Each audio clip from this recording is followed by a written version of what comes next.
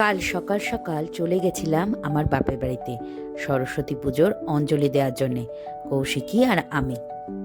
আমার বাড়িতে সরস্বতী পুজো হয় না, প্রতিবার আমার দিদির বাড়িতেই যেতাম, কিন্তু দিদির মেয়ের বিয়ে হয়ে যাওয়ার পর থেকে আমি আমার বাপের বাড়িতেই যাই।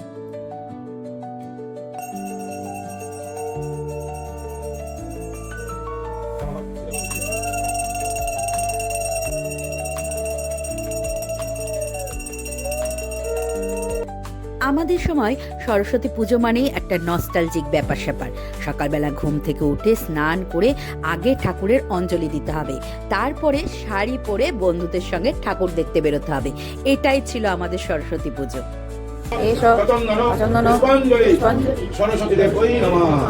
আমার মা আমাদের ছোটবেলায় একদমই শাড়ি পরাটা পছন্দ করতো না, আর শাড়ি পরে ঠাকুর দেখতে যাওয়া সেটা তো অনেক দূরের ব্যাপার।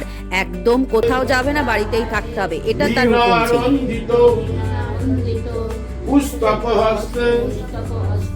ভগবতী ভারতী দেবী নমস্তুতে।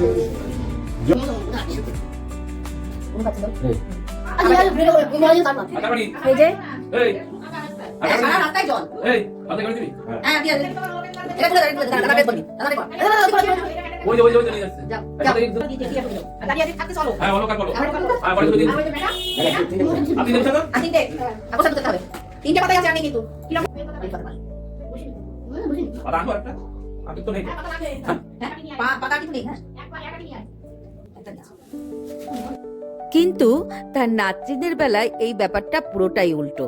আমার মা বলে, এই যা ঠাকুর দেখে আয়, ঠাকুর দেখে আয়।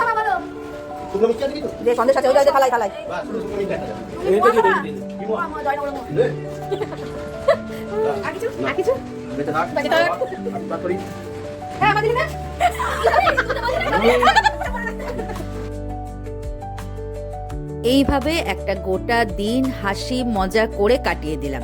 সরস্বতী পুজোর দিনটা খুব ভালোভাবে কাটিয়ে দুপুরবেলা খাওয়া দাওয়া করে আবার বাড়ি ফিরছি। আর যেই রাস্তায় বেরিয়েছি দেখি সবাই সেজে গুজে ঠাকুর দেখতে বেরিয়েছে। আমরাও ছোটবেলায় এরকম সেজে গুজে শাড়ি পরে ঠাকুর দেখতে বেরোতাম। কেউ কেউ আমার ক্যামেরা দেখে তো একটু মুখ লোকানোর চেষ্টা করলো, কেন জানি না, হয়তো বাড়িতে কেউ দেখে ফেললে বিপদে পড়ে যাবে। আমাদের বেলাটাও কিন্তু ঠিক এরকমই ছিল। বাড়ির থেকে না বলে বেরিয়ে তো পড়তাম, তারপরে যদি কারোর সঙ্গে দেখা হয়ে যেত ভয়ে ভয়ে থাকতাম যে কতক্ষণ বাড়ি যাব আর কি না কি বকা খাবো। এদের সবাইকে দেখে আমার নিজের সেই ছোটবেলা পুরোনো দিনের কথাগুলো একটু মনে পড়ে যাচ্ছিল। সবাই ক্যামেরা দেখে কেমন মুখ লোকাচ্ছে, এদের দেখে আমার নিজেরই লজ্জা করছিল। তাহলে চলুন ভিডিওটাও আজকে এখানে শেষ করছি। আবার দেখা হচ্ছে একটা নতুন গল্পের সাথে। সবাই খুব ভালো থাকবেন, সুস্থ থাকবেন, সাবধানে থাকবেন। আর সরস্বতী পুজো নিশ্চয়ই সকলের খুব ভালো কেটেছে আশা করছি।